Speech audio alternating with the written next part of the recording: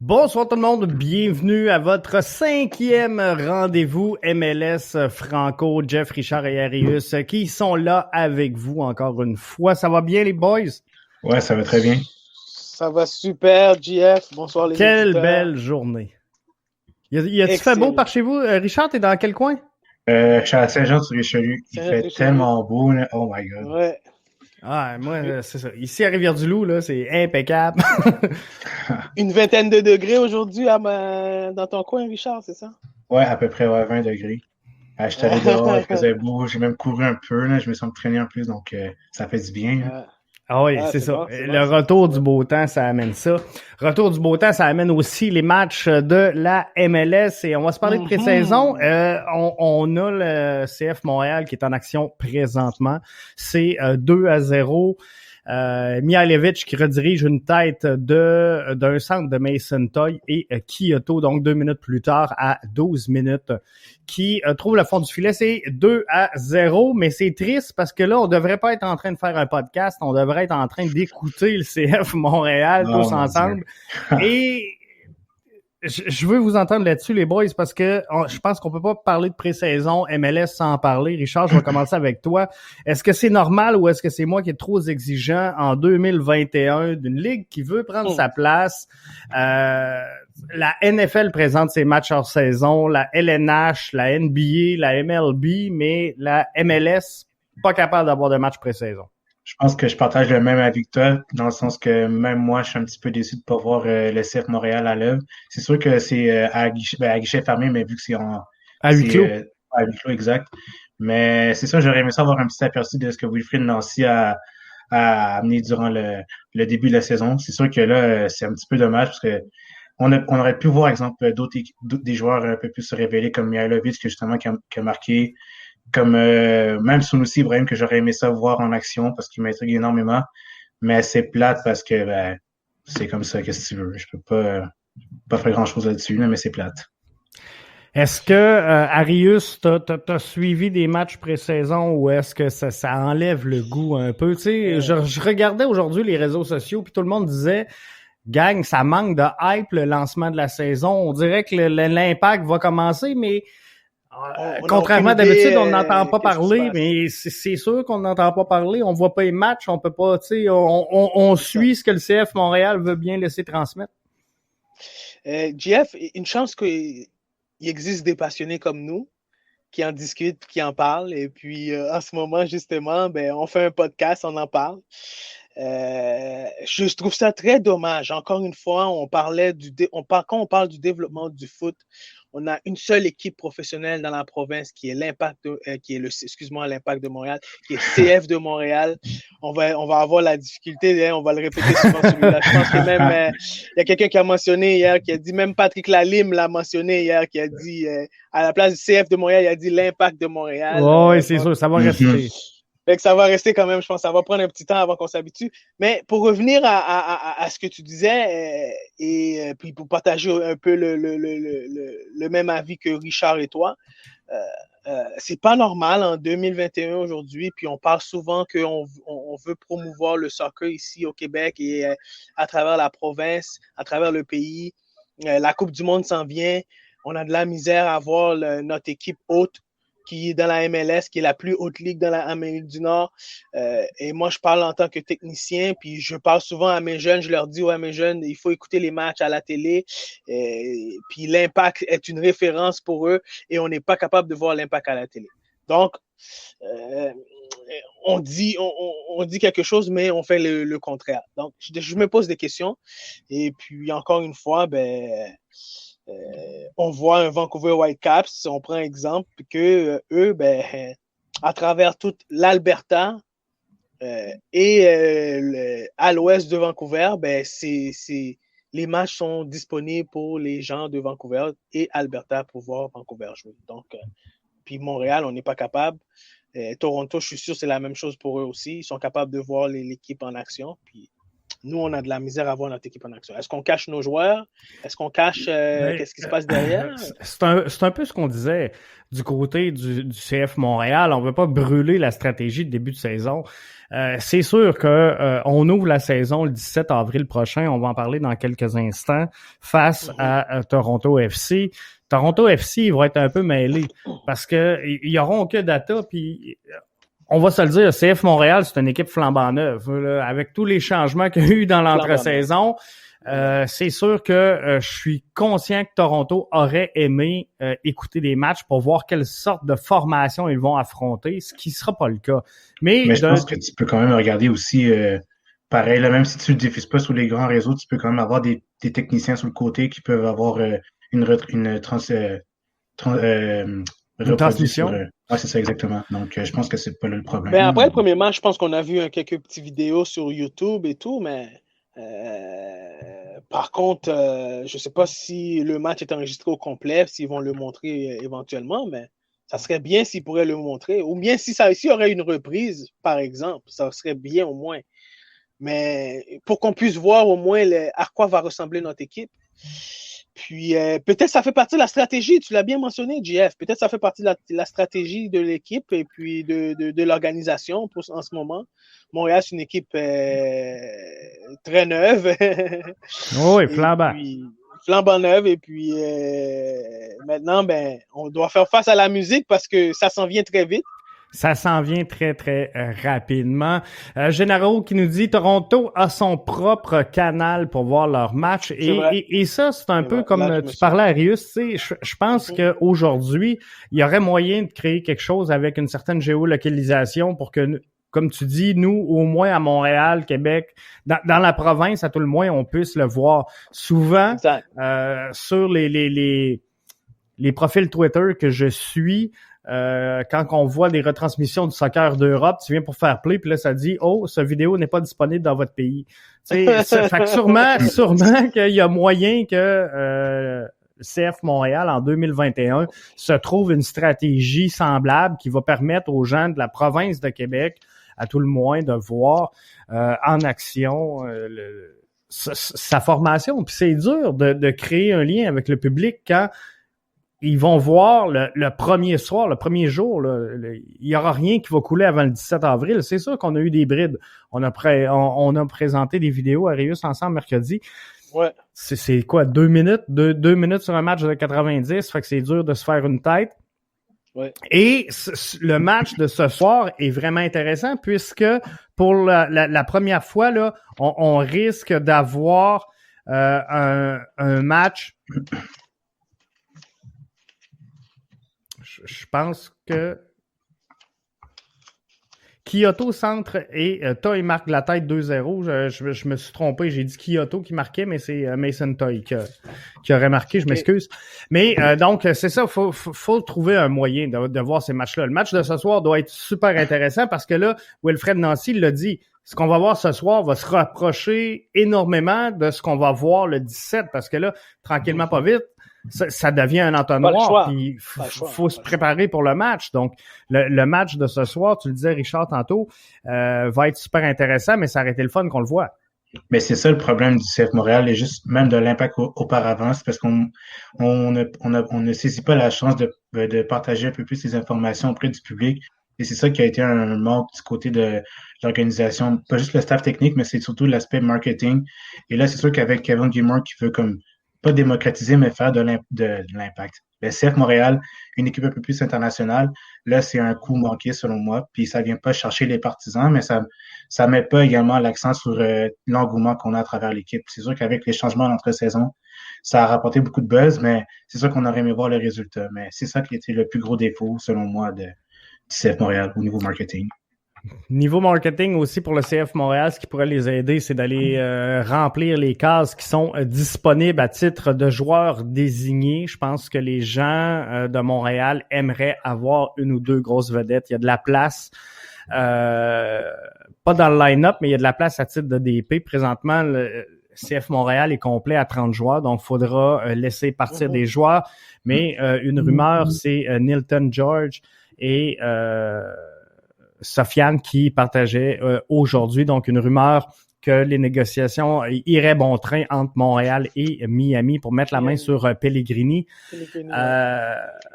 Joueur désigné, donc, qui a été transféré pour 9 millions. C'est quand même pas rien. Un joueur qui a, on en parlait, chers auditeurs, tantôt entre nous autres. C'est un joueur qui a rien cassé jusqu'à maintenant, mais Richard, comme tu disais tantôt, c'est un joueur qui a été bougé énormément. Là. Fait qu'il a peut-être manqué un peu de stabilité. C'est ça, il jouait à gauche, à droite, au milieu en tant que maestro. Mais c'est sûr qu'avec déjà là, l'Inter Miami, c'est une équipe qui est un petit peu mal organisée. Ça a un petit peu empêché son développement en tant que jeune joueur, mais n'empêche que c'est quelqu'un qui a beaucoup de potentiel. Au prix qu'il a coûté, c'est sûr qu'il va valoir beaucoup, mais qui tu prendrais pour aller chercher Pellegrini? Parce que c'est sûr que si tu remplaces ça, exemple, je nomme un nom comme ça, exemple Lapalainen ou même Balou. Mm-hmm. C'est sûr que ça va faire beaucoup de place à jaser ton adversaire parce que il y a comme un manque de cohésion à travers le projet de Nancy. Donc, n'empêche que c'est un excellent joueur, mais c'est sûr que ça va coûter cher, mais c'est pas à n'importe quel prix. Je veux juste revenir sur quelques commentaires qui rentrent. Doc Mayou qui nous dit les matchs pré-saison, ça attirerait 400 personnes sur YouTube. Le CF Montréal n'a pas grand-chose à ne pas diffuser. Je pense qu'on pourrait être surpris de la portée que peut avoir ces matchs pré-saison-là. Et c'est pas tant d'aller chercher de l'écoute at large qui est important pour le CF Montréal, mais c'est juste d'entretenir la vibe, de dire on est là, la saison s'en vient, on va être prêt, voici nos matchs, puis de créer un lien finalement avec son public. C'est ça qui est important pour le CF Montréal. Désolé, mais je comprends son point, mais est-ce qu'il parle de 400 viewers live? Parce que par la suite, est-ce que les gens puissent le regarder pour que le nombre de viewers augmente? Ça peut aussi, ça. Ben oui, c'est ça. Et tu sais, il y en a plein qui vont faire de l'analyse et qui iront pas nécessairement chercher des viewers directement. Mais nous, je donne un exemple. Si nous, on en reprend un segment ici, les gens vont le voir. Donc, si nous, on attire 1000 viewers sur notre plateforme, ben c'est un 1000 qu'on rajoute qui sera pas comptabilisé aux 400. Si MFC Radio le reprend, si le CanFC le reprend, si Culture Soccer le reprend, tout ça bout à bout, RDS en reprend des bouts, TVA en reprend des bouts. Donc tout ça bout à bout, finalement, on va atteindre un public qui est beaucoup plus large. Donc puis au pire là qu'on les cache, je pense qu'il y a moyen de les cacher le nombre de viewers, mais qu'on les cache parce que c'est pas ça l'important. Puis c'est vrai. D'un côté, je rejoins Doc Mayou. Si CF Montréal diffuse un match et qu'il n'y a que 400 viewers, c'est sûr qu'on va en parler sur la toile, que ça n'a pas d'intérêt, ça trouve pas d'attraction. Bref, je pense que ça va être pire que de ne pas le présenter. Général nous dit, le marketing et la marque au complet n'est pas bien projeté. Et je pense que c'est mon point de vue, c'est bien personnel. Moi, je pense que CF Montréal, cette année, mettra pas tout le paquet sur le développement de la marque parce que on le sait qu'il y a une réticence dans l'auditoire. Donc, ça sert à rien d'essayer de le rentrer dans la gorge des gens. Je pense qu'on va laisser passer la saison et à partir de la saison prochaine, c'est là qu'on va upgrader et qu'on va s'en aller. Mais moi, personnellement, je trouve que la marque s'en va dans le bon sens. Je pense qu'avec le collectif CFM, avec les podcasts qui s'en viennent, avec tout ce qu'on tente de créer, je comprends que les gens sont frustrés, puis c'est correct. Mais je pense qu'on s'en va dans une direction qu'on n'a jamais été pour le CF Montréal, puis ça va leur faire du bien à long terme. Puis je pense que... À long terme.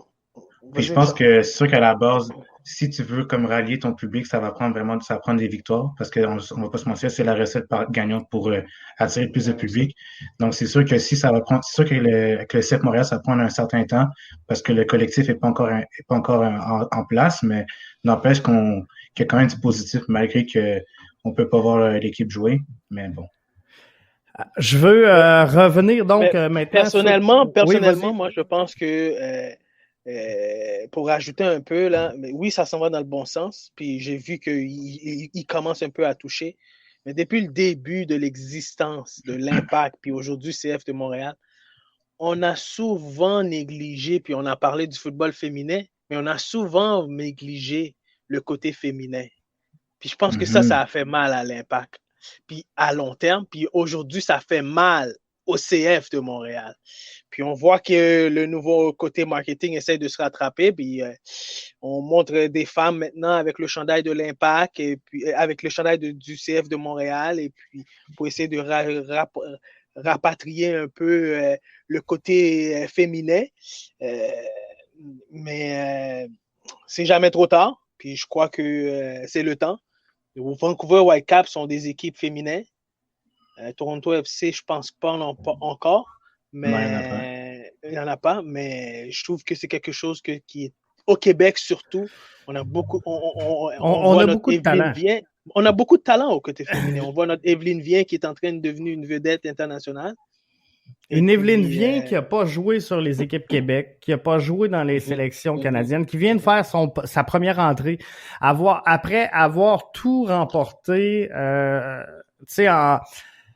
avoir connu beaucoup de succès individuellement avec ses formations en NCAA, en NWSL, avec le FC Paris alors qu'elle était en prêt. Toute une joueuse, Evelyne Viens, malheureusement... encore une fois, on donne très peu de projecteurs à Evelyne. Puis tu sais, c'est une petite fille de Québec qui vient d'ici. Ancienne Lorette, hein? Oui, ancienne Lorette, exactement. C'est dommage, vraiment, parce que beaucoup de talents, comme tu as dit, même les anciennes générations, un peu comme la Josée Bélanger, ça aurait pu être des pionnières dans notre sport, mais c'est sûr que j'aurais aimé ça avoir un sorte de partenariat avec, exemple, les équipes, par exemple, de la Rive-Sud, parce que vu que je suis de la Rive-Sud, c'est sûr qu'il y a des équipes féminines qui est très, très bonnes. J'aurais aimé avoir des partenariats un peu plus diversifiés, que ce soit à Québec, dans la Rive-Sud, même à Montréal, les équipes montréalaises, il y en a plein, mais c'est dommage parce que c'est un public qui est très recherché. Des femmes sont très, très fortes, vraiment bonnes. Là. Je suis vraiment impressionné. Là.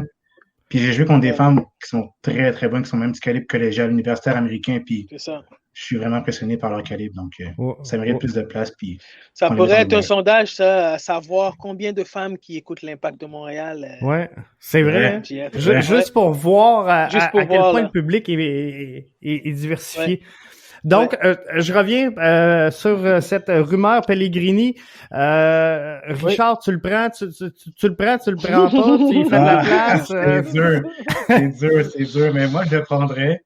Je le mettrais à gauche, mais j'enlèverais quelqu'un. Mais je pourrais pas dire de nom parce que c'est sûr que moi, j'ai Lassie Lapalainen en tête, mais n'empêche que je le garderais pareil parce qu'il a quand même été important pour le CF Montréal autrefois. Mais Pellegrini, comme je l'ai mentionné, c'est sûr que ça va coûter cher, mais c'est pas à n'importe quel prix que tu vas le payer. Donc, c'est ça. Moi, faire de la place dans le line-up du CF Montréal, ça serait pas poste pour poste. Pour être franc, je pense que je me débarrasserais de Sidic. Je sais qu'il fait très bien. Je sais qu'il a progressé énormément. Mais au montant où on a investi pour aller chercher Mihailovic, moi, je pense qu'il va passer devant Sidic. Et selon moi, c'est pas Sedic va jouer éventuellement en MLS ou encore plus haut. Alors c'est pas un joueur de profondeur, c'est pas un joueur de banc selon moi. Il doit avoir des minutes, il doit jouer, doit s'exprimer sur un terrain. Donc pour ça, moi je pense que c'est un des joueurs qui pourrait avoir une certaine valeur pour le CF Montréal s'il devait s'en débarrasser. Alors, c'est ce que j'irais chercher. Puis là, ben, je rapatrierais là, qu'est-ce qui va se passer sur les côtés. Peut-être un Kyoto à gauche, qui est sa position naturelle, avec un Pellegrini à droite, Johnson en avant, Mihailovic entre les deux en bas. Je pense que ça pourrait faire un diamant quand même intéressant. Mais sinon, personnellement, je sais que le frais de transfert était très élevé. Miami a payé 9 millions pour mettre la main sur Pellegrini. On dit qu'il pourrait se vendre autour de 15 présentement, selon ce que on voit passer sur les réseaux sociaux. Mais à ce niveau-là, je me demande si le CF Montréal est pas mieux d'aller chercher une vedette établie, connue, internationale, parce que à la hauteur de ce montant-là, je pense que tu es capable d'attirer un Olivier Giroud, un Hatem Ben Arfa qui va te faire vendre des tickets. Puis c'est un peu l'objectif à court terme du CF Montréal. C'est l'objectif à court terme, oui. Mais en même temps, je pense que ils ont un projet sportif qui est très spécifique. Oui, de développement. On en a parlé souvent. Et puis, est-ce que l'équipe en ce moment, qui est une des équipes la plus jeune de la Ligue, est-ce que Monsieur Renard sent que cette équipe-là est prêt à accueillir un Pellegrini, puis en pensant qu'un Pellegrini va les permettre de faire les playoffs? Moi, personnellement, je ne prendrais pas la chance. C'est un gros investissement. C'est un gros investissement, puis ça demeure un projet parce que Pellegrini, la saison dernière, n'a rien démontré. Donc, c'est un pari un peu là. Un petit peu risqué, oui. C'est un couteau à deux tranchants. C'est ça. Ça dépend de la transaction, ça dépend du montant. Ouais. Et je pense que est-ce qu'on peut rendre un service à l'Inter de Miami, qui est mal pris présentement, on va se le dire, là, qui sont aux prises avec 4 DP, donc ils n'ont pas le choix, il faut qu'ils se débarrassent. Donc, CF Montréal a peut-être un peu le gros bout du bâton présentement, mais peut-être de dire, regarde, envoie-le ici en prêt, puis nous, on va le prendre, puis mais que tu sois dans le trouble un peu plus tard, on te renverra un joueur en prêt. Il y a peut-être moyen de négocier pour qu'il débarque ici pour pas trop cher. Ouais, c'est ça. Mais c'est sûr que moi, je l'aurais pris, c'est sûr. Mais encore là, comme tu as dit, ça peut chambouler un peu un collectif. Parce que là, tu as déjà une équipe en place, tu as déjà comme une structure qui commence à être en place. Donc déjà là, le fait qu'un joueur arrive d'une autre équipe, puis qui je te coupe 30 secondes, ouais, Richard. 40. On est rendu à la 40e minute de jeu. Broguillard qui centre, le gardien échappe le ballon et Mason Toye en profite. C'est 3-0 pour le CF Montréal. La bonne nouvelle, c'est que Mason Toye a l'air de décoller. Ah, c'est bon ça. Je pense que oui. Donc, avant que tu poursuives, Richard, donc Doug Mayou disait c'est un jeune à valeur de revente, contrairement aux vedettes vieillissantes que tu cites. Effectivement, si je parle d'un Hatem Ben Arfa, si je parle d'un Olivier Giroud, c'est des joueurs qui, premièrement, n'ont plus rien à prouver. C'est des joueurs en fin de carrière un peu. Mais si je regarde la recette gagnante, je pense, en MLS, c'est cet équilibre-là entre la jeunesse et l'expérience. Ce qui fait que les clubs gagnent, c'est les équipes jeunes qui ont de l'expérience. Je regarde AS Monaco avec Zlatan. AC Milan. Oui. AC Milan, pardon. AC Milan, donc, une formation qui est quand même, somme toute, très jeune, mais qui a connu beaucoup de succès. Pourquoi? Parce qu'on a ajouté un joueur de la trempe de Zlatan. Je voudrais pas Zlatan, là, c'est pas ça que je dis, mais mais tout ça pour dire que je pense qu'il faut un juste équilibre, puis je pense qu'on le voit avec le Crew de Columbus qui fait bien, mais qui développe énormément de joueurs à l'interne, mais qui ont quand même beaucoup d'expérience sur le terrain. Donc, c'est pour ça que moi, je verrais une vedette établie. Et il y a deux réalités pour le CF Montréal. Il y a ce qui se passe sur le terrain et il y a ce qui se passe sur les estrades. CF Montréal n'a pas le choix. Faut qu'il attire des gens. Et c'est plate, mais c'est pas avec des Mason Toye qu'on va attirer des gens, puis c'est pas avec des Amar Sedic. Il va falloir un nom connu, comme on l'a fait avec Drogba, comme on l'a fait avec Thierry Henry. Mais je pense qu'il faut ça au CF de Montréal, sans briser, super important, le projet sportif qu'Olivier Renard est en train de mettre en place. Donc, un joueur qui va avoir le profil pour embarquer dans le groupe et jouer, combler un besoin réel et immédiat. Moi, ce que j'aurais pris à la place, au lieu de prendre quelqu'un qui est un petit peu comme proche de la retraite, j'aurais pris quelqu'un qui est plus dans la fleur de l'âge, exemple dans la 25 ans, 26 ans, 27 ans. Parce qu'en même temps, tu continues un peu le projet en tant que tel, parce que le gars de 25-27 ans va avoir déjà l'expérience européenne ou peu importe la ligue qu'il a joué. Puis il va s'amener avec une équipe qui est déjà jeune. Donc, déjà là, ça continuera un peu dans la philosophie que Renard amène dans l'équipe. Donc, c'est sûr que moi, j'aurais pris... C'est sûr que Giroud, il est très, très bon, mais rendu là, moi, j'aurais pris quelqu'un qui est plus vraiment dans la philosophie du CF Montréal, en fait. Donc, c'est ça. Et je suis entièrement d'accord parce que tu regardes un FC Cincinnati, je ne sais pas combien ils ont payé pour un Brenner. Un Brenner qui arrive tout jeune dans le fleur de l'âge et puis qui va être très... Moi, je pense que s'il a été très dominant à Sao Paulo, il va être très dominant dans la MLS. Ça, c'est aucun doute. Ça, c'est aucun doute. Et là, ça c'est une bonne marchande à revendre. Mm-hmm. Parce que lui, il va être très dominant. Tu sais qu'il va exploser. Tu sais qu'il va exploser, tu sais qu'il va, en tout cas, il est supposé, puis on lui souhaite. Et puis là, ça va être une bonne machine à revendre. Je vois que M. Mailloux dit, Doc Mailloux dit, on s'en fout d'attirer du monde au stade, mais éventuellement, on va avoir du monde au stade. On espère plus rapidement que dans le lointain, mais on espère. Sinon, les gars, est-ce qu'il y a des matchs pré-saison que vous avez suivis plus que d'autres, à part ceux du CF Montréal? Franchement, non. Moi, j'ai suivi les Vancouver Whitecaps. OK. Qui ont eu un double match hier, un match redouble, un match de 90 minutes dans le fond.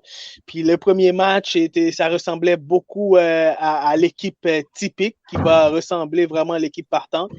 Ils ont eu une belle victoire contre Chicago de 3-2. Et aussi, le deuxième match, c'était plus les jeunes, donc un match de 60 minutes. C'était contre Indy 11. Indy 11, exactement, ouais, une des bonnes équipes de la USL. Et puis, ils ont perdu 2-0. Mais l'objectif, c'était de voir les jeunes en action. Puis, l'équipe typique, l'équipe 11, l'équipe typique ont joué. Puis, l'équipe avait l'air très intéressante.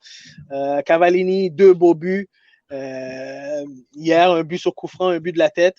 Et puis, l'autre attaquant aussi, j'ai oublié son nom, qui m'échappe, a marqué un très beau but aussi. Oui, Dayome, exactement. C'est Dayome qui a marqué un très beau but. Et puis, on voit une équipe Vancouver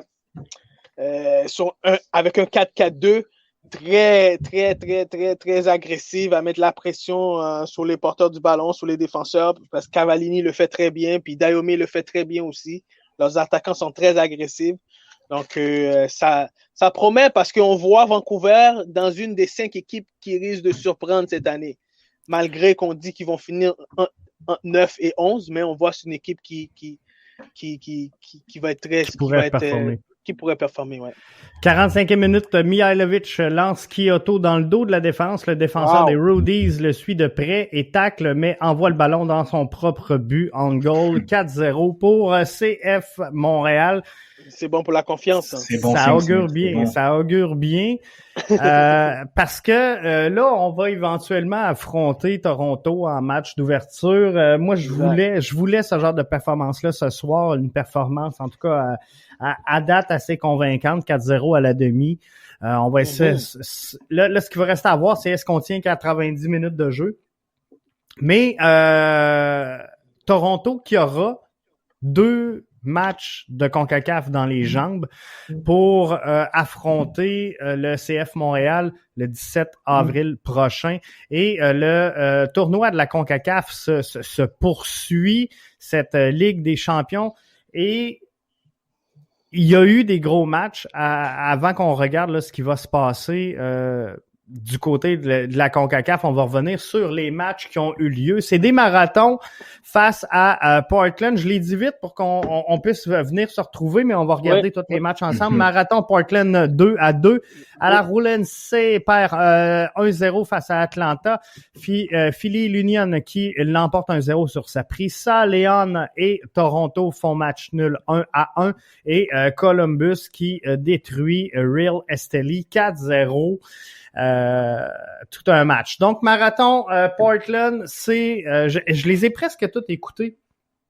Et il y en a quelques-uns que j'avais discuté avec Arius mercredi. Oui. Marathon Portland, moi, personnellement, ce match-là m'a donné mal aux yeux. Là. C'était pas beau. C'était pas beau à regarder. Ouais, Richard, je te laisse commenter, Richard. Ouais, vu que c'est mon équipe, tu me laisses le le plaisir. Le plaisir parfait. À toi, Richard. Parfait. Mais dans ce cas-là, moi aussi, j'ai regardé le match de Portland contre Marathon. J'ai vu le superbe but de Diego Valeri sur coup franc. C'est sûr que ça a été dévié contre le gardien, mais en général, c'est sûr que les conditions n'étaient pas idéales parce que... Ah, vas-y, je sais pas si... si vous avez pas vu, je m'adresse aux auditeurs, si vous avez pas vu le but en question, ça doit être disponible sur YouTube, allez voir, sinon sur le compte Facebook du podcast BBN.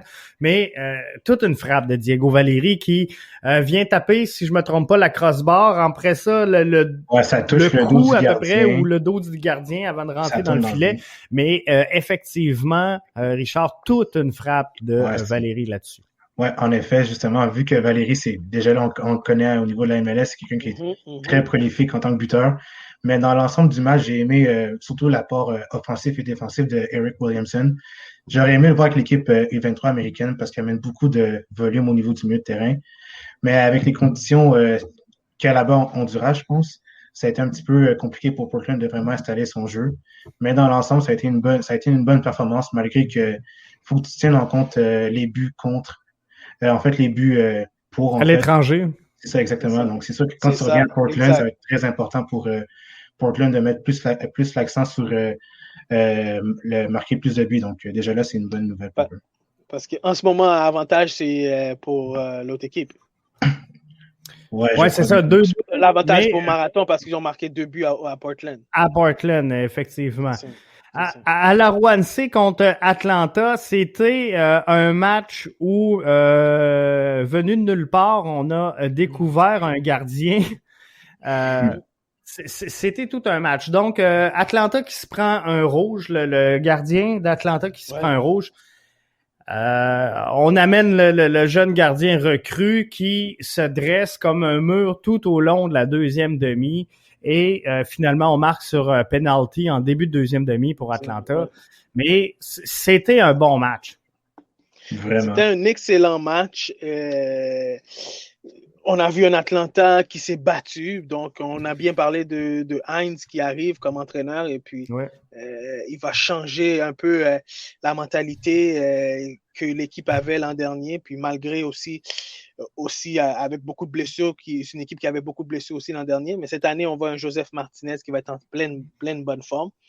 Et puis une équipe Atlanta qui s'est bien débattue malgré la carte rouge. Et puis, donc, on voit que ça va être une équipe qui va apprendre au sérieux cette année et puis qui va se battre pour aller très loin à la CONCACAF. Puis déjà là, le fait de gagner à Alajuelense, c'est pas facile parce qu'ils n'avaient pas perdu en 25 matchs sans défaite. Donc déjà là, c'est très impressionnant. Et ça va faire du bien à la confiance de Barco qui a marqué sous penalty parce que lui, vraiment, il a intérêt à démarrer parce que les critiques vont voler de tout part. Puis en plus, parlé, là, il a failli pas le marquer. Hein? Ouais, c'est vrai, il a failli pas le marquer. Failli pas le marquer, il était chanceux. C'était hésitant. Ouais, c'est vrai, bien dit. L'Union qui gagne 1-0 contre Saprissa, sincèrement, bon, content que l'Union aille gagner parce que je vais souhaiter quand même qu'il y ait le plus d'équipes de MLS qui se rendent loin. Mais sincèrement, l'Union, tout le monde les place comme équipe au sommet, en tout cas dans les hautes sphères de l'association de l'Est cette année du côté de la MLS. Et la saison dernière, quand l'Impact jouait contre Saprissa, mais semble que toutes les critiques descendaient Saprissa, que c'était pas un club de premier plan, que c'était pas une équipe si forte que ça, mais ils ont quand même tenu tête là à l'Union en s'inclinant seulement 1-0. Ouais, vraiment, ça a été un match chaudement disputé. Non seulement ils ont tenu tête, on a vu Blanco à la fin qui a perdu la tête. Ouais, le tac. Le tac, vouloir arracher le pied, j'ai oublié c'était qui le joueur. C'était Wagner. C'est Wagner, OK. Ouais. Shibbles Cause a fait un très beau but. On a de la misère à prononcer son nom. C'est Kasper Shabilko. Voilà. Shabilko, oui, exactement. Ouais. Il a fait un très beau but de la tête sur le centre. Et puis, on a vu une équipe Union très unie, très compacte. C'est une équipe qui va travailler toute l'année avec une unité de 11 formidable. Puis, ils ont une bonne profondeur aussi sur le banc. Et puis, ils vont être très difficiles à percer puis très difficiles à battre Andrew Blake en arrière. C'est, selon moi, là, dans l'association de l'Est, à tout le moins, de la MLS, je te rejoins là-dessus. Arias, c'est une des équipes qui, selon moi, présente la meilleure cohésion sur le terrain. On dirait qu'ils savent tous où ce qu'ils vont, où ce qu'ils se déplacent, puis ça y va en bloc, puis ils sont très beaux à voir jouer l'Union. C'est un automatisme. Tu vois, les joueurs qui sont vraiment unis se connaissent déjà, ça fait longtemps. Tu vois vraiment la cohésion, la chimie. Tu vois déjà des joueurs comme Alejandro Bedoya avec Montero qui, des fois, font des... Il y en a qui switch ou même des fois un qui monte un peu plus, qui descend. Donc déjà là, c'est une belle cohésion. Ça a l'air naturel. C'est ça, exact. Tu as un mélange de jeunesse comme tu as un mélange d'expérience avec Bedoya et d'autres joueurs. Donc déjà là, ça, c'est la recette parfaite pour gagner en MLS. Je pense que même oui. Thierry Henry, dans son rapport, en avait parlé que c'était un modèle à voir pour la MLS. La façon que les Union étaient en train de progresser et de jouer au ballon, de construire, exactement. C'est ça, et c'est un peu ce qui manque sais, on dira ce qu'on veut, mais le CF Montréal, si ils veulent se rendre loin éventuellement, on pourra pas sortir 13 joueurs puis en rentrer 14 à toutes les saisons. Il va falloir qu'à un moment donné, il y ait une certaine stabilité. Fait que là, oui, tu sais, je comprends qu'on construit présentement, mais éventuellement, il va falloir viser un peu de stabilité. Toronto face à Lyon, grosse perte pour Toronto, une blessure, je pense, à la 72e minute de jeu de Josie Altidore. Mais un match donc à 1-1 chaudement disputé entre les deux formations. Déjà là, gagner. Faire un match nul au Mexique, c'est compliqué. Déjà là, puis le fait que c'était sur haute atmosphère, donc déjà là, c'est compliqué, pardon. Mais l'équipe de Toronto avait déjà une équipe déjà assez jeune, parce que la moitié de l'équipe était soit blessée, soit en réémission, je crois, ou même en tout cas blessée, mais Pozuelo était pas là. Pozuelo était pas là, Altidore était blessé. Altidore était là, mais il s'est blessé durant le match. Bradley était là, Akinola était pas là. DeLeon était blessé. Osorio, donc c'est déjà... Fait qu'avec une équipe B, c'est un bon verdict avec une équipe B. Là. Ça démontre à quel point la profondeur est bonne. Exactement. C'est ça. Voilà, c'est ce qui était peurant pour le CF Montréal le 17 avril prochain. Cette profondeur-là de Toronto. Et le Crew de Columbus, finalement, qui l'emporte 4-0. Cela, ça a pas... C'est un walk in the park hein, pour le Crew de Columbus contre Real Esteli. C'est un match qui presque à sens unique. C'était inévitable. Et moi, inévitable. Puis Jeff, une équipe championne, je dois jouer comme une équipe championne. Puis Columbus a joué comme une équipe championne. Moi, j'ai vu un peu les highlights et tout. On a vu que c'était une équipe qui était complètement en plein contrôle. Capitaine qui est en plein contrôle, qui fait un beau but au jeu arrêté. On voit que c'est une équipe qui s'est renforcée, puis on en a parlé lors de notre dernier podcast. Et puis, vraiment, je crois que c'est une équipe qui veut s'en aller vers une dynastie. Et puis, il y a encore ces joueurs-là pour plusieurs années. Et puis, bravo à eux. Puis, c'est la seule équipe en ce moment qui a gagné leur match avec beaucoup d'assurance. Et puis, qui s'en va au deuxième tour sans inquiétude, puis avec une bonne confiance. C'est ça. Et Zardes Mensah, Zardes qui a marqué un deuxième, et Santos, je pense, le quatrième filet de cette formation-là. Et j'avais pas regardé, par exemple, le match, il était à Columbus. Donc, il était à Columbus. Mais comme tu dis, par contre, on va être franc, je pense qu'ils s'en vont à Real Esteli avec une certaine confiance, parce que là, à 4-0, c'est quand même une confortable avance. Là. Ils sont pris une sérieuse option. Vraiment. Même Pedro Santos l'avait mentionné, qu'il prenait cette compétition très au sérieux, parce que lui qui est un Portugais qui a déjà connu les compétitions européennes, que ce soit en Ligue des Champions, même en Europa League, il se donnait toujours à fond avec le CS Braga. Donc déjà là, le fait qu'ils soient en Champions League, mais au niveau CONCACAF, il s'est dit, c'est une compétition qu'il ne faut pas prendre ça à la légère, parce que c'est une chance de représenter la MLS à travers non seulement l'Amérique centrale, mais également à travers le monde entier pour faire la Club World Cup. Je trouve que c'est une compétition qui est quand même négligée par certains clubs, parce que moi, personnellement, je la vois comme plus grosse que la saison MLS. Mais on dirait qu'on met pas autant d'efforts. Mais tu sais, quand je regarde un Tigres qui s'en va jouer contre le Bayern, je trouve ça wow, je trouve ça beau de voir ça. Puis ça nous permet de voir à peu près où ce qu'on est en termes de développement ici sur le nouveau continent. Fait que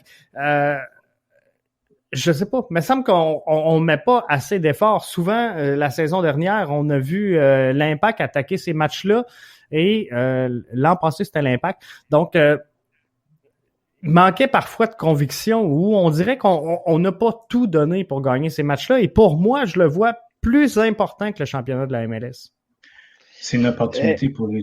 Donc, de déjà montrer leur savoir-faire à travers non seulement la Ligue, mais à travers aussi le monde. Mais moi, si j'étais un joueur du CF Montréal, je l'aurais pris au sérieux, parce que déjà là, dès que tu es dans une coupe, tu la prends au sérieux, puis tu es là pour gagner, tu n'es pas là pour faire le touriste. Donc, moi, je l'aurais pris au sérieux.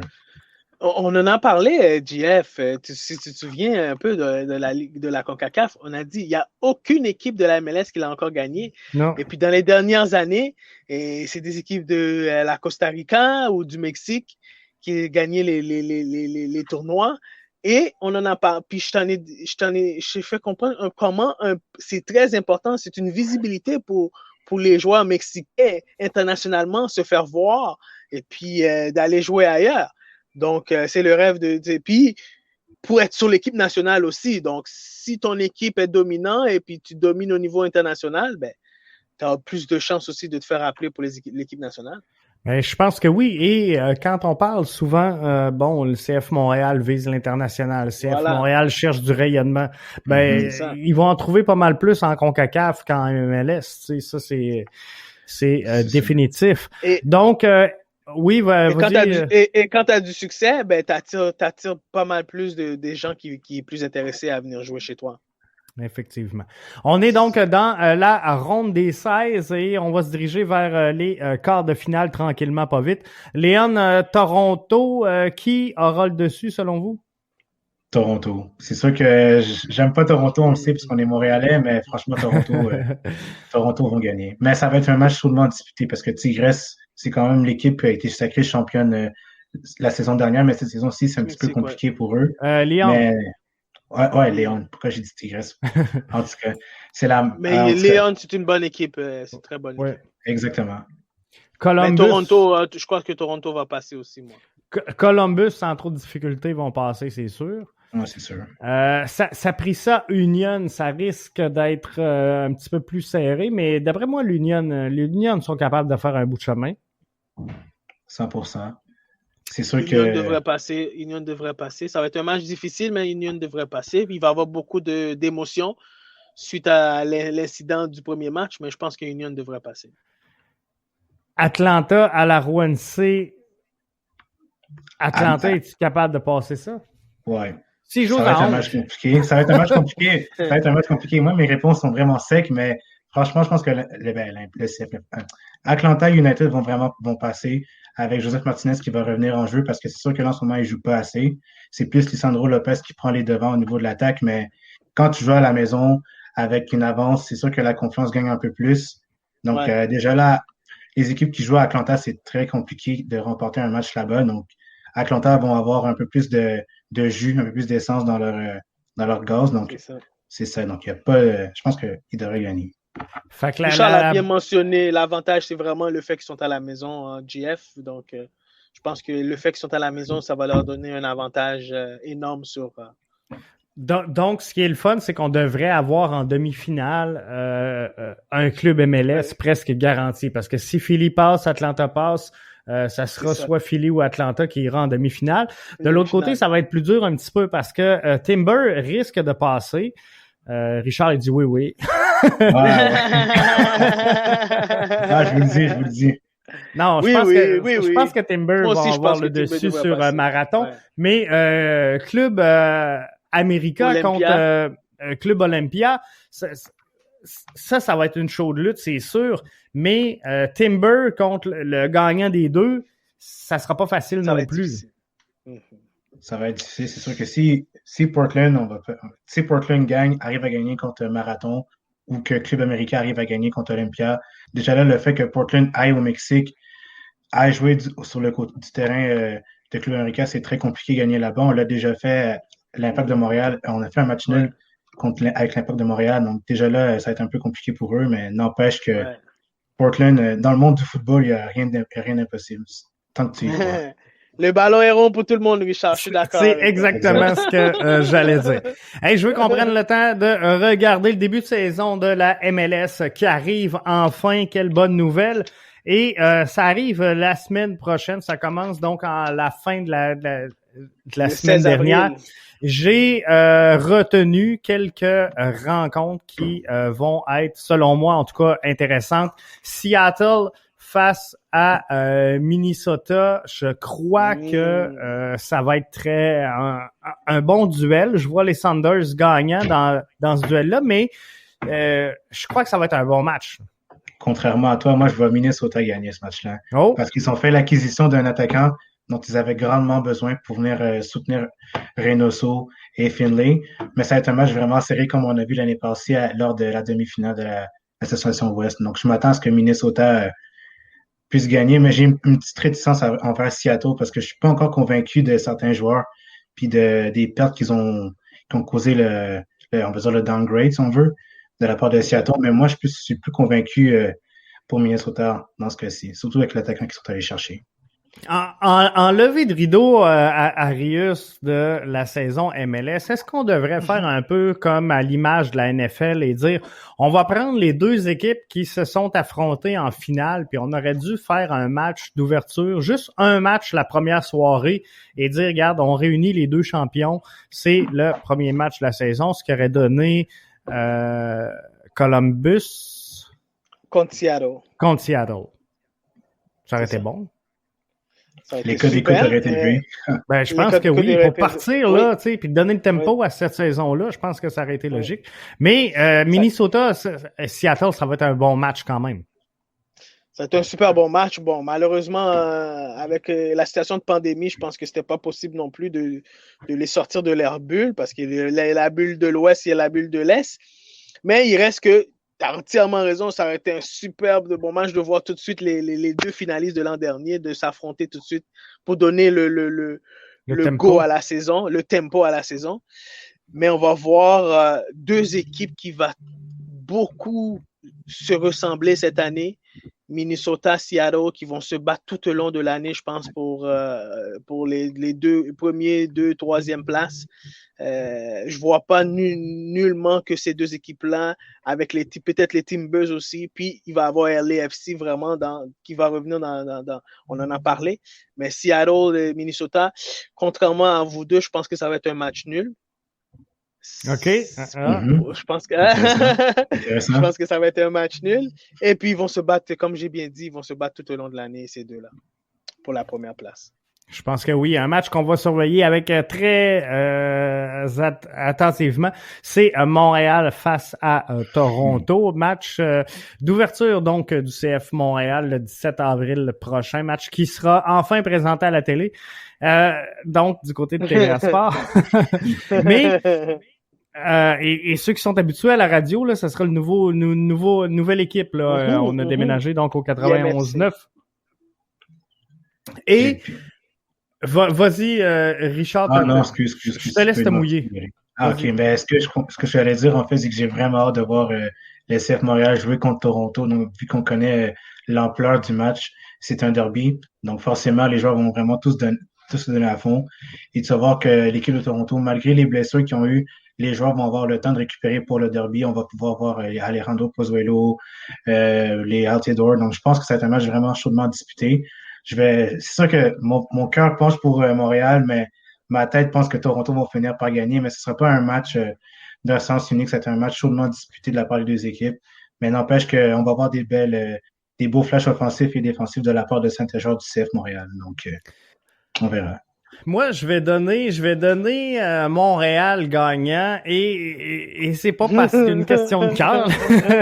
C'est sincèrement que je crois que Toronto va avoir de la difficulté à se remettre de son match de mercredi.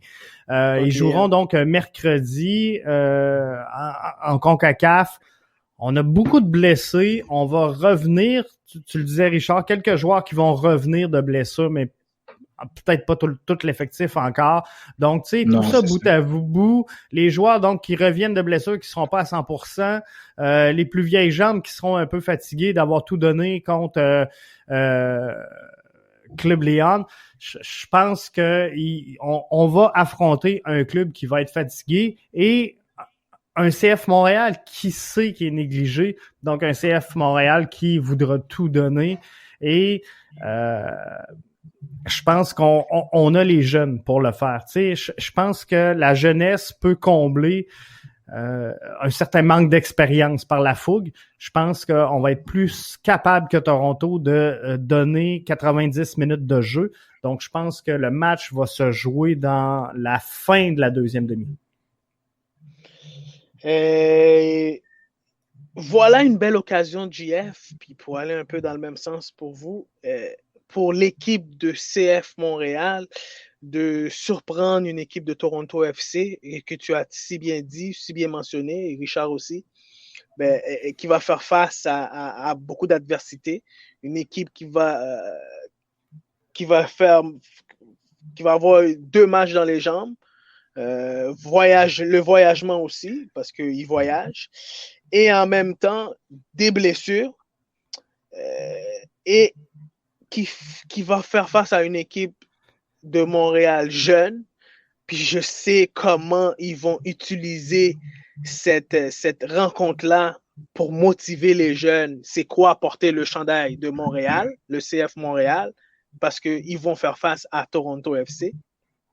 Et puis, c'est une belle occasion pour l'entraîneur et cette équipe-là de démontrer à quel point ils vont se battre cette année et à quel point ils vont se battre l'un pour l'autre, et puis que cette chimie d'équipe-là va se créer. Parce que c'est vraiment le moment, là. Ben oui, c'est clair. Ça peut être un match référence.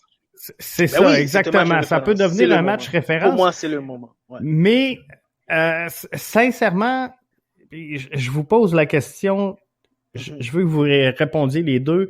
On parle souvent de derby. C'est le derby Montréal-Toronto, je pense que c'est clair. C'est définitif, puis il y a tellement de proximité entre les deux formations.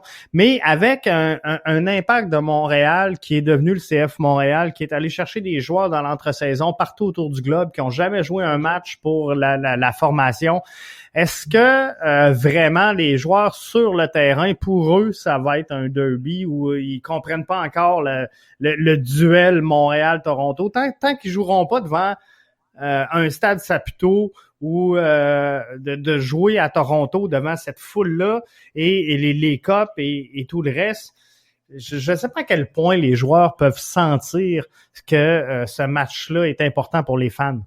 Moi, je pense que c'est sûr qu'avec les coachs qu'il y a déjà en place, exemple, si tu regardes Di Tullio, tu regardes Laurent Simon, tu regardes Vercout, tu regardes Di Tullio, je pense que ce match-là va être quand même très important. Ça va être un derby malgré tout. Tu as des gens qui ont déjà connu ces matchs-là dont j'ai nommé. Donc, c'est sûr que le fait que c'est tout nouveau pour certains joueurs, ils vont quand même être imprégnés du derby malgré tout. Donc, déjà là, même si tu regardes du côté plus américain comme Mihailovic ou même Kamar Miller, ils savent déjà c'est quoi le derby malgré tout, même s'ils ont joué ailleurs qu'à Montréal. Donc, moi, je vois pas qu'il n'y a pas de problème rendu là. Je suis entièrement d'accord avec toi, Richard, parce que tu as si bien dit, le coaching staff, c'est le rôle du coaching staff, JF. De leur rappeler.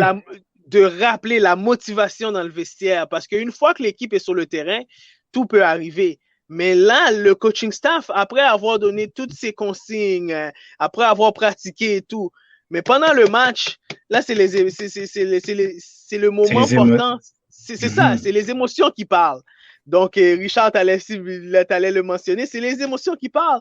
Et c'est pour ça que j'ai dit tout à l'heure, c'est le moment pour ce coaching staff-là de motiver ce groupe de joueurs dans le vestiaire puis dire, guys, écoute, on n'est pas au Stade Saputo, on n'est pas à Toronto, mais cette rivalité, ce premier match de la saison va dicter notre saison. Si on est capable d'aller chercher un 3 points contre Toronto, ben, ça va dicter beaucoup quel genre de caractère qu'on va avoir avec cette équipe-là.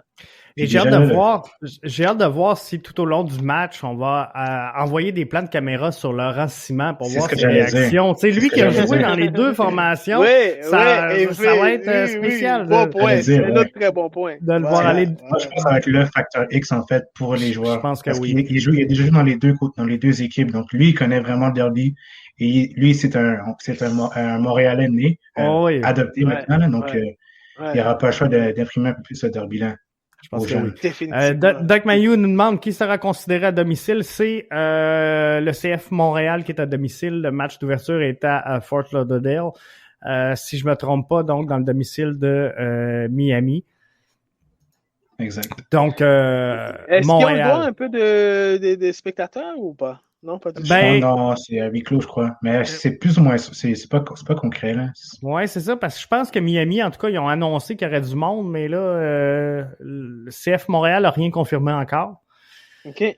Mais si on le droit, les boys, on se prend 3 semaines de vacances. C'est ça. On va au match, on se met en c'est On quarantaine. s'en va à Miami. Ça va être Mais merveilleux.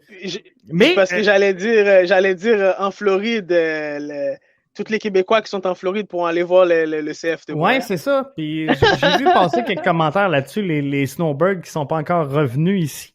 OK, Mais OK. dans la pré-saison, là, c'est ça qui m'a Ouais. étonné le plus. Montréal a pris la direction, en tout cas, ils s'en vont là, dans les installations de Miami. Je comprends pas qu'on n'ait pas eu un match hors saison entre Miami et Montréal. Il me semble que ça aurait été, Ça aurait été cohérent. facile. Ça aurait été, oui, c'est ça, cohérent et facile. Celui qui gagne garde Pellegrini. Encore une fois, Jeff, moi, de plus en plus, on en parlait, on en discutait tout à l'heure, là, puis je réfléchissais un peu, puis je pense que vraiment, l'impact de Montréal, c'est très stratégique, leur affaire, parce que j'ai vu un Vancouver Whitecaps jouer contre Chicago Fire, donc tu as posé une très bonne question, là, tu amènes un très bon point. Donc, pourquoi pas avoir joué au moins un match sur 2 contre une équipe de la MLS? Ben, c'est ça. Et Toronto a joué, si je me trompe pas, contre le Crew de Columbus. Un match hors saison également. Donc, je pense que c'était possible. Orlando-Atlanta, c'est un match également qui va retenir mon attention puisque Orlando, je pense qu'on le sait, se figurera quand même dans les sommets cette saison. Atlanta, on n'est pas encore tous d'accord, mais ils vont être à quelque part là dans les hautes sphères quand même, je pense, Atlanta. Et ça va être un match intéressant.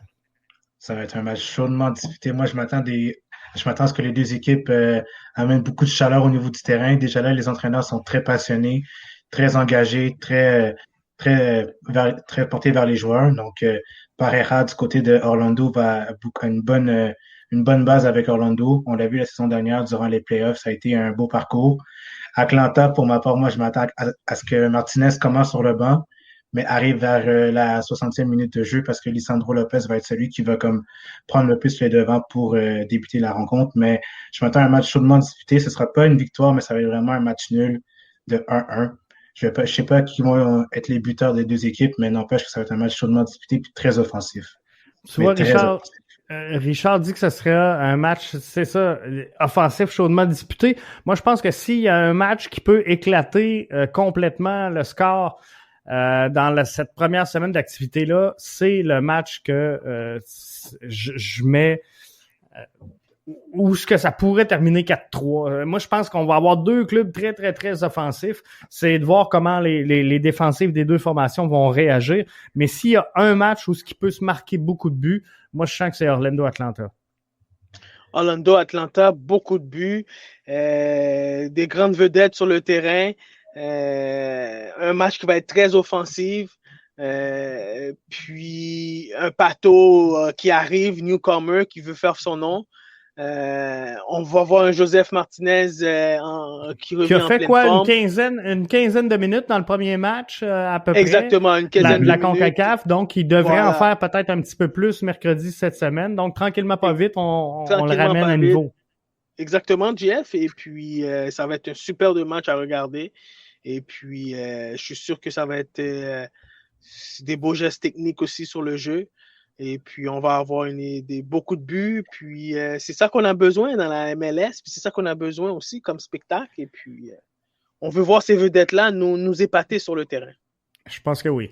LAFC contre Austin, je pense que lui, il va retenir l'attention parce que Austin va sûrement attirer un peu de regard, mais LAFC, quelle formation quand même également avec tous les joueurs qu'ils possèdent dans leur alignement. Ça risque d'être un match qui va retenir l'attention. Peut-être pas le plus enlevant, mais ça devrait être un bon match quand même. Je m'attends pas à ce que ce soit une dégelée de la part de LAFC du côté de Austin, malgré que Austin, c'est une équipe qui arrive en MLS, ne connaît pas entièrement les repères de la Ligue, malgré les vétérans qui sont allés chercher avec Ring et Beasler. Mais n'empêche que Austin, c'est une équipe qui m'a quand même intrigué aussi durant la pré-saison. Ils ont quand même gagné 3-0 contre Houston. J'ai regardé ce match-là, notamment avec le but de Pellegrini, non, Pochettino plutôt, sur coup franc. Donc, déjà là, c'est un plus. Mais je m'attends à ce que LAFC remporte ce match-là c'est sûr qu'avec Vela, Rossi, Bear, et là, j'en passe, mais c'est une équipe qui est déjà très bien rodée offensivement et défensivement. Donc, je m'attends à ce que LFC remporte ce match-là. FC Austin, beau chandail, beau stadium. Je pense que ça va être une belle équipe à regarder côté marketing aussi.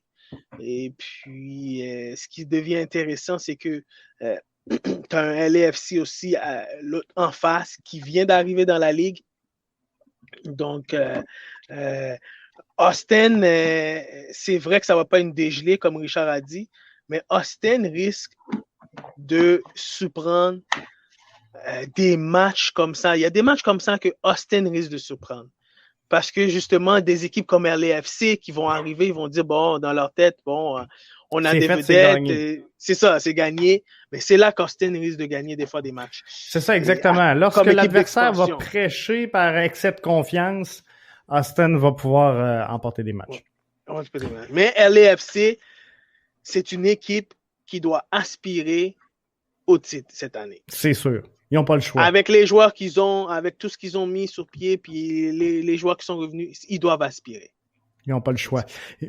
Miami face à LA Galaxy, je me trompe-tu ou ça va être un des matchs les plus glamour de la première semaine? Deux équipes, donc très marketing. Deux équipes qui ont quand même une belle vague de popularité derrière eux. Donc, un Miami quand même très jeune. Contre un LA Galaxy qui est en train de se reconstruire après le passage de Zlatan. Ça risque d'être un bon duel quand même. Ça risque d'être un bon duel. Pour ma part, je m'attends à ce que LA Galaxy remporte ce match-là. Je suis pas convaincu de Miami. Vraiment surpris, Richard. Vraiment surpris. Ouais, vraiment. Je pense que la Galaxy vont gagner parce que moi, déjà là, Greg Vanney, c'est un gagnant. Il y a déjà une bonne base. Déjà, ils ont déjà réglé le problème de la défense avec Williams. Donc là, le problème du côté de LA Galaxy, c'est vraiment l'apport offensif de Chicharito et de Alvarez parce que Chicharito a un petit peu dormi au gaz, un petit peu comme Alvarez également, mais Alvarez a été blessé. Mais n'empêche que Miami, déjà avec Phil Neville, je suis pas convaincu. Higuaín m'a pas tant impressionné la saison dernière. Matuidi, ça a été un petit peu médiocre. Pizarro aussi. Donc Miami, je suis pas convaincu, mais n'empêche que LA Galaxy peuvent surprendre malgré le peu de changements durant l'entre-saison. Columbus contre Philly. Juste pour revenir un peu sur les Galaxy. Vas-y, c'est ça. Je suis en train de me dire, j'ai oublié Arius, moi, là. Pour aller un peu dans le même sens, ce que Richard a dit, oui, LA Galaxy peut surprendre, mais dans les 4 dernières années, c'était la pire défensive de la Ligue. Donc, un Greg Vanney, il a bien mentionné, Richard, un Greg Vanney, je pense que va stabiliser cette équipe-là parce qu'on a vu un Greg Vanney qui est arrivé à Toronto. Toronto était une des pires équipes de la Ligue dans ce temps-là. Il a tout remis cette équipe-là sur pied puis il a fini par gagner un titre avec cette équipe-là. Donc, on espère qu'un Greg Vanney va pouvoir remettre un Chicharito sur le droit chemin. Et puis, on a un Dos Santos qui est là, on a un Derrick Williams, on a un Villafana, on a un O'Neal Fisher. Donc, c'est une équipe quand même assez expérimentée puis qui ont du talent. Et puis, ils peuvent surprendre s'ils se mettent à accepter le nouveau système de Greg Vanney. Oui, je pense que oui. Puis, d'après moi, ça sera pas très long. Ça sera pas très long pour Greg Vanney de poser ses bases. Moi, je pense que c'est un entraîneur qui... étant déjà dans le circuit avec Toronto, a déjà le respect des joueurs dans le vestiaire. Donc, ça devrait aller assez rapidement. Puis, je pense qu'on est allé le chercher exactement comme tu le disais, Arius, pour la même construction un peu qu'on a fait à Toronto.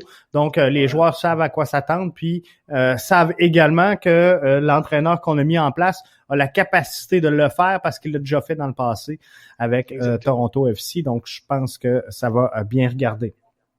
Columbus contre Philadelphie, on en parlait tantôt. C'est deux clubs donc qui sont en Ligue des champions de la CONCACAF. Ça m'étonnerait que ça arrive, mais c'est deux équipes qui pourraient s'affronter en finale de la Ligue des champions.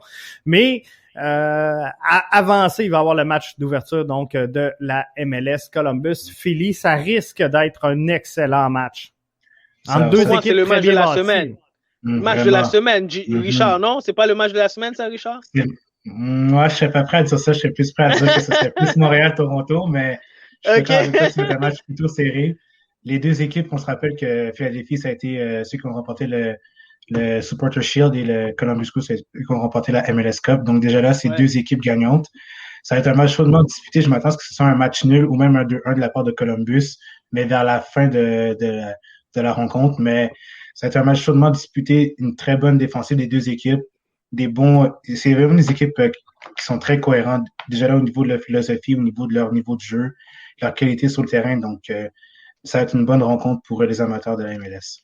Avant que tu poursuives, Arius, 64e minute, Clément Bahia centre le ballon, est partiellement boxé et Sejdic est à la retombée pour marquer. C'est maintenant 5-0 Montréal à la 64e minute de jeu. Puis on sait donc que Clément Diop est devant le filet puisqu'il vient d'effectuer une belle arrêt. Donc, Clément Diop est devant la cage pour le CF Montréal. Donc, vas-y, Arius, tu disais que c'est le match de la semaine. Le match de la semaine. Merci pour l'info. 5-0, c'est très le fun pour vraiment. Les joueurs et la confiance encore, je répète, de l'équipe. Donc, Columbus-Philadelphie, deux équipes qui vont être un peu fatiguées de leur qualification pour la CONCACAF, mais pour moi, c'est quand même va être le match de la semaine. Deux équipes qui aspirent au titre, deux équipes qui aspirent au championnat de l'Est, de la section de l'Est. Donc, on l'a si bien mentionné des deux équipes, deux bonnes équipes structurées aussi sur le terrain. Donc, ça devrait être un match. Je pense que je vais être d'accord un peu avec Richard. Ça devrait être un match nul. Puis, à tout le moins chaudement disputé. Chaudement disputé, c'est sûr. Exactement. C'est sûr. Chaudement disputé. Mais deux équipes avec beaucoup de talent sur le terrain. Définitivement. Dernier match qui a retenu mon attention, Vancouver face à Portland, parce que c'est les Timbers, mais aussi parce que c'est Vancouver, donc l'autre équipe canadienne. On n'avait pas le choix de parler de ce match-là. Et Vancouver, c'est une équipe qui me dit absolument rien depuis plusieurs années. C'est une équipe, je trouve qu'ils ont de la misère à se construire. Et je comprends le projet de vouloir développer des joueurs canadiens, mais pour moi, et chaque fois que j'entends Dos Santos parler de construire puis de vouloir développer des jeunes Canadiens, je me dis utiliser le Pacific FC en CPL, à mener en MLS, faut que tu gagnes des matchs. Donc, j'ai un peu de misère à saisir, on va le dire comme ça, le projet de Vancouver, mais d'un autre côté, je trouve qu'ils avancent. Ils avancent et ils s'en vont quand même dans la bonne direction. Puis, ils ont quand même des atouts non négligeables. Quand je pense à Ali Adnan, qui représente quand même là, un bel effectif au poste de latéral gauche, Cavallini en haut, qui connaît des hauts et des bas, mais plus souvent up que down. Donc, ils ont de quoi à bien faire quand même contre des Timbers qui, eux, veulent gagner. Mais ce match-là, c'est également un derby de la Cascadia. Donc, je m'attends à ce que l'équipe de Marc Dos Santos arrive quand même le couteau entre les dents, malgré que c'est une équipe sur papier qui est un petit peu plus faible que Portland. Mais n'empêche que Dos Santos est quand même capable de se motiver ses joueurs. Mais au niveau du projet de Vancouver, je suis un peu du même avis que toi. C'est sûr que c'est bien beau de promouvoir les jeunes talents canadiens, mais à un moment donné, il faut que tu commences à gagner au niveau du terrain, puis ça prend trop de temps du côté de Vancouver. C'est ça qui fait défaut. Mais n'empêche qu'ils ont quand même des bons joueurs qui sont allés chercher durant l'entrée-saison. J'ai bien hâte de voir le Colombien, ou je pense que c'est Colombien, ouais, c'est Caicedo, un ailier très offensif. Ils sont allés chercher à très grosse valeur. Et également le Brésilien Calou Alexandre au milieu de terrain. Donc, je m'attends à ce que Portland l'emporte sur la marque de 2-1. Mais n'empêche que je m'attends à ce qu'une équipe de Vancouver soit quand même combative malgré les circonstances. Et pour aller un peu dans le même sens, je crois que c'est une équipe, oui, qui a été. Puis je pense que les fans ont compris, ils ont été très patients. Puis je pense que cette année, JF puis Richard, cette équipe qui a fait les séries, qui a fait les séries avec la dernière place, en se qualifiant pour la dernière place, est prêt à se qualifier cette année pour les séries dans les top 5. Je pense que je regarde leur starting line-up. Oui, ils ont 4 Canadiens, comme Crépeau, Gutierrez, Tybert, Cavallini. Mais après, tu as Caicedo, Baikol, Dajome, Veselinovic et Rose. Je pense que c'est une équipe qui est quand même assez bien, un bon premier 11. Et puis après ça, sur le banc, tu as un Raposo, tu as un Herdman, un Hazal, et puis tu as nommé tout à l'heure le latéral gauche. Dos Santos, cette année, je pense qu'ils sont prêts. Et puis, oui, effectivement, c'est une équipe, c'était difficile à comprendre vers où ils voulaient s'en aller. Mais je pense que cette année, avec le nouveau rebranding aussi, eux, ils ont fait le nouveau uniforme et tout. Ils ont mis de l'emphase beaucoup sur le développement et le marketing.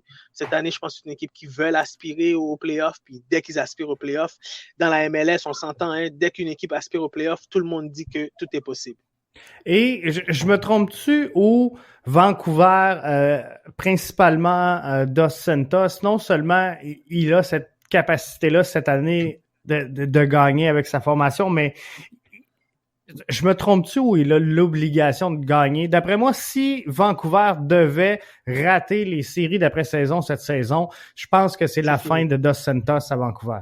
Totalement d'accord avec toi. Je pense que ça va prendre du temps, encore une fois. Puis moi, je suis pas encore entièrement convaincu du projet de Vancouver au niveau de mettre l'accent sur les jeunes talents canadiens. N'empêche que c'est une bonne chose en soi, mais si tu veux gagner, il faut que tu mettes les yeux dans le bon panier. Donc, rendu là, je dis pas que les jeunes canadiens sont pas bons, mais n'empêche que ça traîne un peu, ça tire un peu de la patte du côté de Dos Santos, mais là, je pense que c'est maintenant ou jamais parce que les fonds ont été mis pour que Dos Santos soit dans de bonnes conditions, pour qu'ils acceptent déjà là au niveau des séries, parce que l'année passée, ils sont passés à 2 là de faire les séries, mais cette année, je pense que c'est maintenant ou jamais. Puis tu sais, on a des bons bassins, hein? On a des bons bassins où aller piger quand même. Là. Quand je regarde là, certains joueurs de l'Argentine arriver ici, quand je regarde certaines vedettes, disons-le comme ça, africaines qui débarquent ici, je pense qu'il y a des bassins que la MLS pige présentement qui doivent être observés davantage, et sans dire qu'ils sont boudés par les Européens, mais on a la chance on va le dire comme ça, d'avoir les portes grandes ouvertes pour aller piger dans ce bassin-là, et on doit en profiter, parce que je comprends que Vancouver a fait un bon coup avec Alphonso Davies, mais on peut pas se dire, nous autres, on va prendre que des Canadiens, parce que des Alphonso Davies, si on compare au hockey, c'est comme un Sidney Crosby, là, il va en sortir un de temps en temps, mais c'est pas tous les joueurs canadiens qui vont connaître la carrière d'Alphonso Davies. Mais je pense en même temps aussi, marketingment parlant, ces équipes-là ont un devoir, puis ça, on s'en a déjà parlé, mais comme le CF de Montréal, comme le Toronto FC, ils ont un devoir de se concentrer sur le développement du foot canadien. Ils ont un devoir de vouloir développer les joueurs canadiens. Et en même temps aussi, je suis d'accord avec vous, les gars, je vous rejoins. Ils ont un devoir d'avoir du succès, parce que c'est le succès qui amène encore plus tout le reste, exactement. Donc, à partir de là, oui, tu as raison, JF. Cette année, Vancouver Whitecaps doit se qualifier dans les playoffs et doit, comme j'ai dit tout à l'heure, je vous ai dit qu'ils se sont qualifiés pour la dernière place, ils se sont qualifiés dans le fond pour le match de barrage pour voir s'ils continuaient pour les playoffs. Mais c'est une équipe qui est pas loin, qui est vraiment pas loin de se qualifier pour les playoffs. Et puis un Cavallini qui est un des attaquants numéro 1 sur l'équipe nationale, c'est une de leurs vedettes. Donc, je pense que... puis ils ont un Alphonso Davies qu'ils ont vendu au Bayern Munich. Je pense que Vancouver Whitecaps a fait son boulot. Donc, maintenant, ils sont rendus à avoir du succès. Puis, ils doivent atteindre ce succès-là. Et puis, Puis tranquillement parlant, en espérant que Dos Santos va avoir du succès parce que c'est un entraîneur de chez nous. En terminant, les boys, on a fait le tour pas mal des matchs qui retiendraient l'attention. Je veux votre avis sur les changements cette saison en MLS. Quand je regarde tout ça, normalement, un match de la MLS a 3 changements. Avec la pandémie, on a monté ça à 5 changements par match. Donc, on a décidé de garder cette ligne-là cette année. On en rajoute 2 pour le protocole de commotion. Donc, dans le cours d'un match, c'est 14 joueurs qui vont pouvoir entrer et sortir sur le terrain.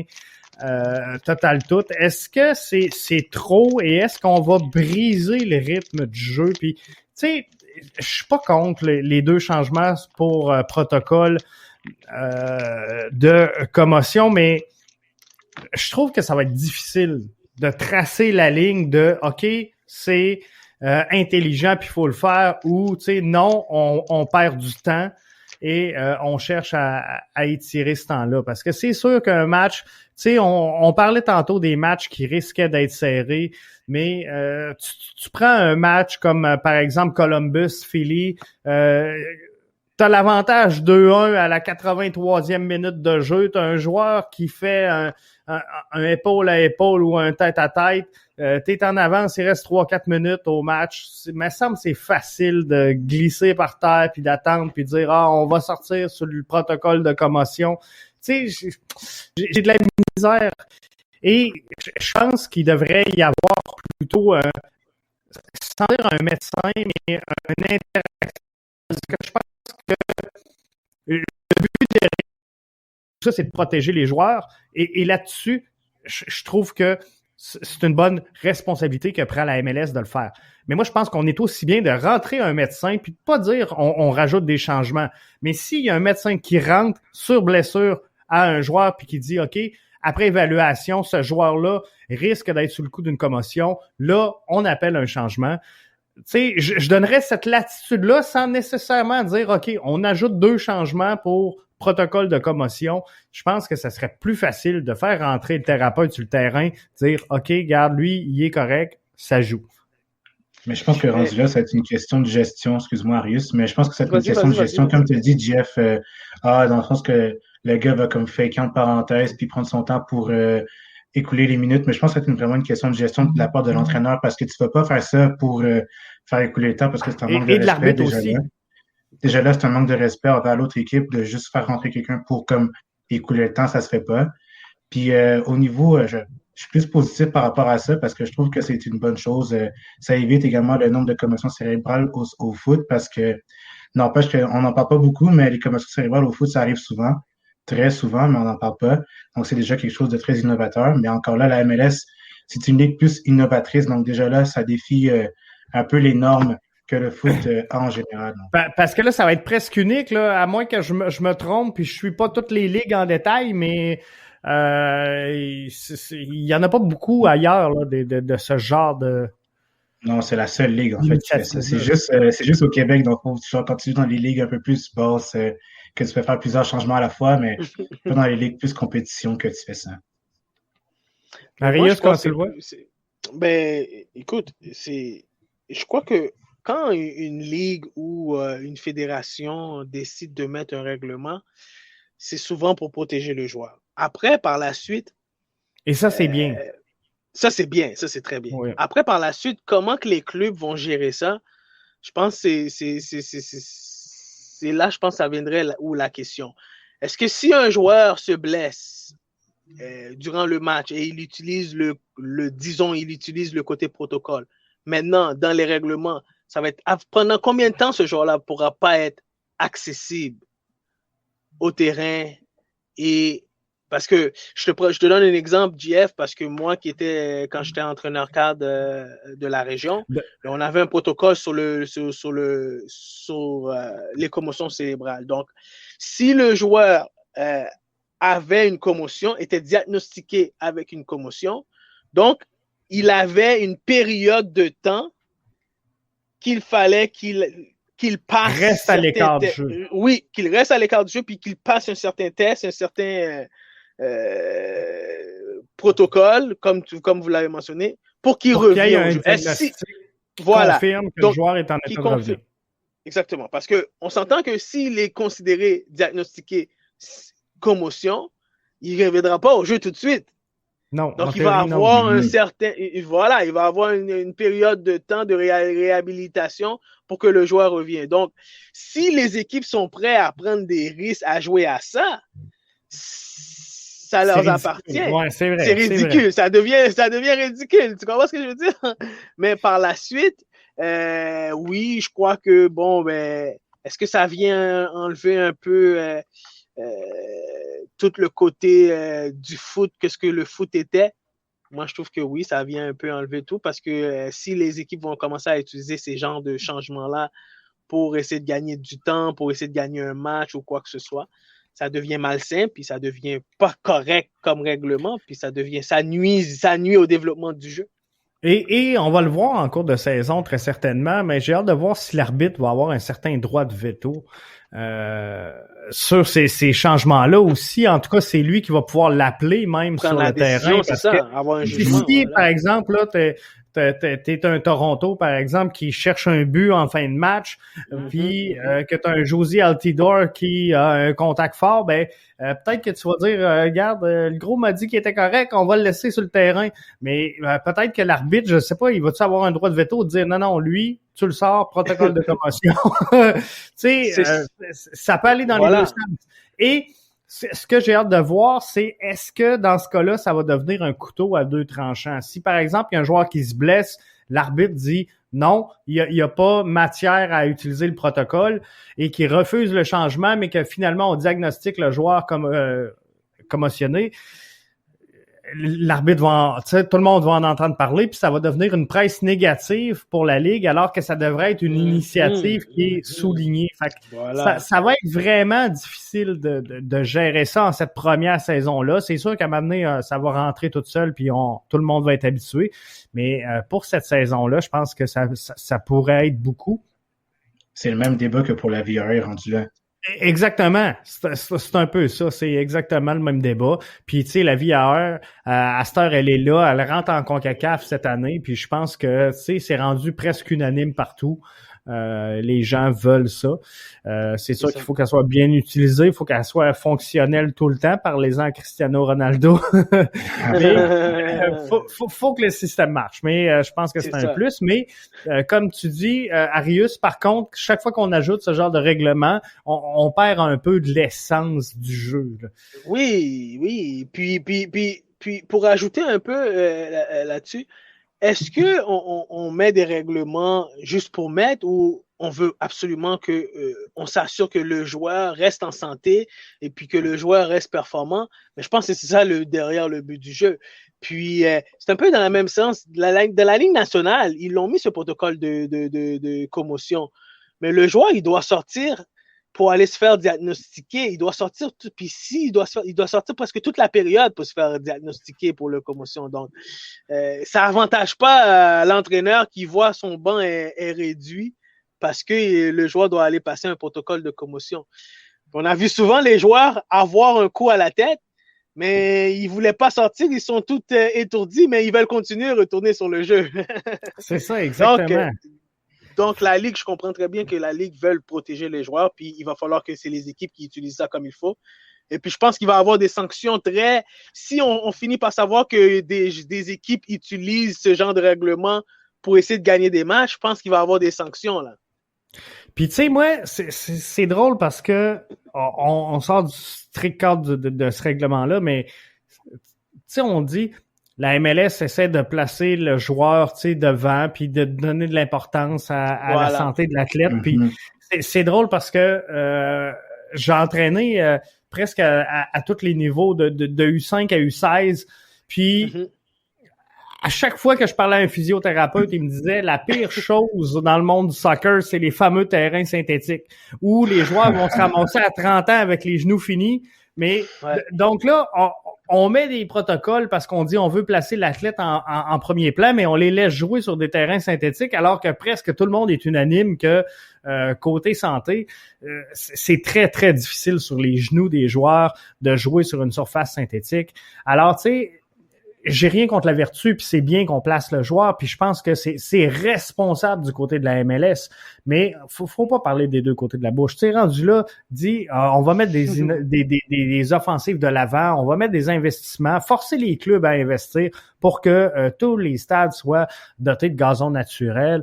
Je pense que, tu sais, il y en a quelques-uns en terrain synthétique. De plus en plus, on s'en va vers du gazon naturel, mais je pense que si on veut vraiment placer le joueur en avant tout, faut garantir qu'ils vont jouer sur une surface de vrai gazon.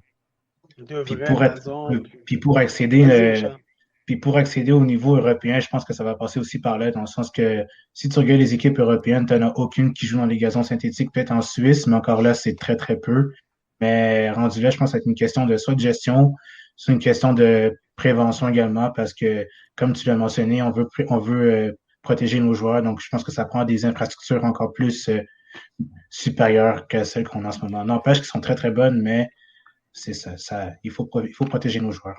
Ben oui, mais je suis allé voir un match, pas la saison dernière, c'était la COVID, l'autre d'avant, au Yankee Stadium, l'Impact face au NICFC, puis si je me trompe pas, c'est Saphir Taider, à un moment donné dans le match, qui a comme passé proche d'un but, parce que normalement c'est un terrain de baseball, puis il est parti quasiment avec une galette de gazon grosse comme un apron, puis tu sais, il a tombé, il aurait pu se blesser solide, mais tu sais, c'est ce genre de détails-là, comme disait Richard, qui fait que du côté européen, tu sais, on rit un peu de la MLS, puis je me souviens d'un match de l'Impact, je pense que c'était au Bégo, justement, où il a fallu repeinturer les lignes sur le terrain parce qu'on les avait pas dessinées à la bonne place. Tu sais, c'était un peu ridicule. mais JF, ça revient encore à la chose qu'on dit, le manque de culture. On va jamais voir ça dans un match de hockey. Mais non. Le tournoi de hockey, puis oui, à Québec, c'est le tournoi, un des tournois le mieux organisé qui existe. Au monde. Tournoi au monde. Donc, on va jamais voir ce genre de choses-là. Puis Richard l'a bien mentionné, en Europe, des clubs de 2e, 3e, 4e, 5e division, ils ont des terrains de bijoux. C'est incroyable ce qu'ils ont comme terrain. Donc, c'est une question de culture. Puis tranquillement, on va changer ça. Puis la MLS est en train de changer ça. Puis on voit des beaux stadiums. Austin, Nashville, c'est des très beaux stadiums, là. Sacramento allait en avoir un beau, mais là, ils sont pas là. Dans la CPL, on a vu Saskatchewan cette semaine à montrer son beau stadium qu'ils vont avoir. Donc, tranquillement, la culture du foot commence à s'installer. Donc, c'est bon signe. Culture. On s'en va dans la bonne direction. On s'en va vraiment dans la bonne direction. Hey, merci les boys, ça fait déjà le tour. Ça y va tellement tout seul, on est rendu à 1h30. On a parti à 30 minutes de show, on est rendu à 1h30. C'est parfait, on aime ça de même. Fait qu'on se retrouve la semaine prochaine. On analyse donc les résultats de la CONCACAF et les premiers matchs de la saison de la MLS à travers tout le circuit Garber. J'espère que vous avez aimé. Si vous avez aimé le podcast, je vous invite à le partager. C'est disponible donc Facebook, Twitter et bien sûr bbnmedia.com. Je vous souhaite une excellente semaine, les boys. Bonne semaine à toi aussi. Une bonne semaine à tous. Puis je vais me faire des amis pour la semaine 2-1 Toronto. Excellent. Bonne semaine. Bye bye. Salut Richard. Bye bye.